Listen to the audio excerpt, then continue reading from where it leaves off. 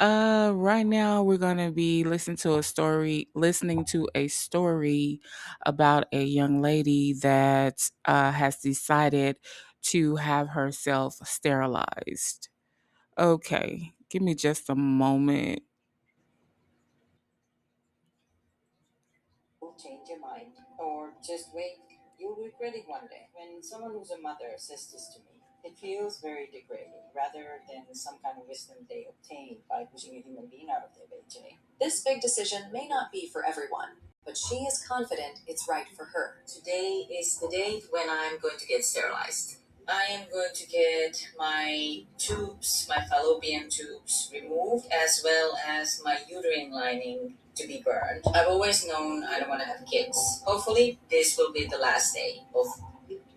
I'll never know what I'm missing out because I literally don't know. Because you simply can't miss what you don't. Maybe love shows up differently.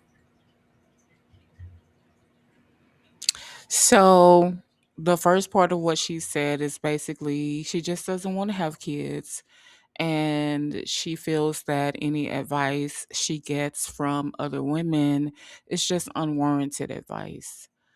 I personally I can respect her decision, um, especially if she's not unaliving her seed. Here we go. In my life. So, how did she feel after having this irreversible surgery? So, I got my fallopian tubes removed yesterday, and this is how it looks. Um, I'm sorry about the pad situation here. I was supposed to do an endometrial ablation, which is burning your uterine lining so you wouldn't have periods. But I've heard so many women say it doesn't work, they still got their periods. In the morning of the surgery, I got my periods. That she has such a sense of humor. Then I got to the hospital and it just didn't sit right. She backed out of the extra surgery, which supposedly stops periods, yet feels great about the main fallopian tube procedure. I feel fine. I'm not bloated. There's no gas anymore.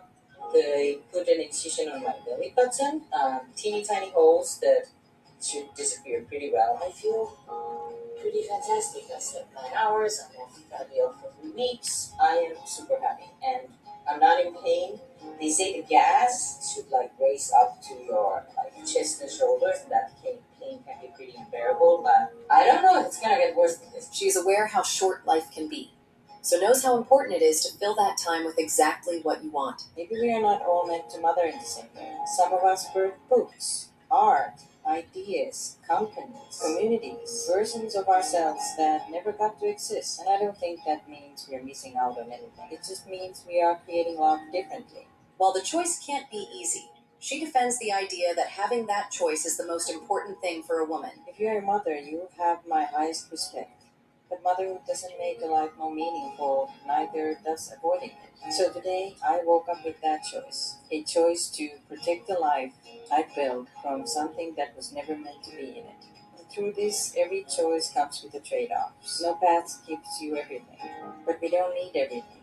The goal isn't to live a life everyone else understands. It's to live a life that feels right for you.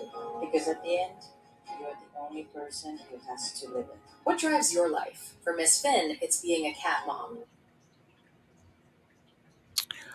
Okay, y'all. So she just doesn't want to have children. And I don't know. I can respect it. I can respect it. There's no unaliving involved. She's being responsible. I can tell you from experience that having multiple miscarriages, there's a lot of psychology involved in that. A lot. Um, and I'm not saying like that's her motivation, at all. Excuse me. I'm not saying that's her motivation at all, but what I am saying is that um, making good decisions for your life or planning ahead or preventing something, it's first and foremost her decision, and I respect it is the most I can say about it. But right now I need to hear your thoughts. In in the comment section, can we be nice? It's just dialogue. We're just discussing it. We're just discussing it. I don't want to see people arguing. And believe it or not, I do read the comments.